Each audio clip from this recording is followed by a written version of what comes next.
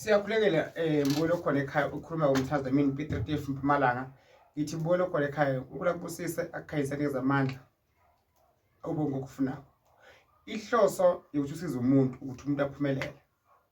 Mbulo khona ekhaya ngumthandazi ngisayona ngisebenza ngamanzi ngiyahlola ngemali phinde futhi ngikhulekele imali ngibuke inkinga takho.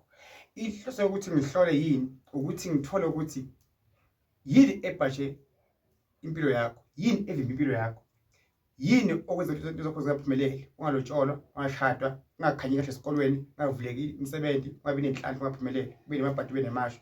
Yini okudala lokho mbulo khona ekhaya. Ngithi ngiyakuthola lokho bese ngiyakutshela ukuthi wasizakala kanjani futhi mbulo khona ekhaya. Ngithandaza mina inhloso ukuthi ngihlolele umuntu kuba yini manje inhloso ukuthi umuntu ahlolelwe kuba yini kahle kahle mbulo khona ekhaya. Phinde futhi mbulo khona ekhaya yazi ukuthi ungaye ekhaya kuyinkinga mbulo khona ekhaya. Kufanele bayohlola lendlu lihambe la lesithiyo sihambe nawo ufike phambili ibonakala lenkinga lodenga la ekhaya. Ungalingi umuntu ohlolayo, ungalingi belapha bendabuko.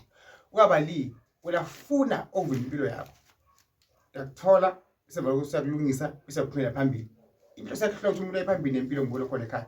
Ngihlola ngemali ke ngisithi umuntu ngimkhulekise bese umuntu uyaphumelela mbulo khona ekhaya. Ngithandaza mina Piet Mpumalanga online siyahlola mbulo khona ekhaya 250 lohlola online.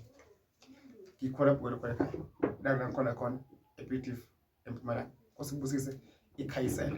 Thandaza mina Piet Mpumalanga. God bless you.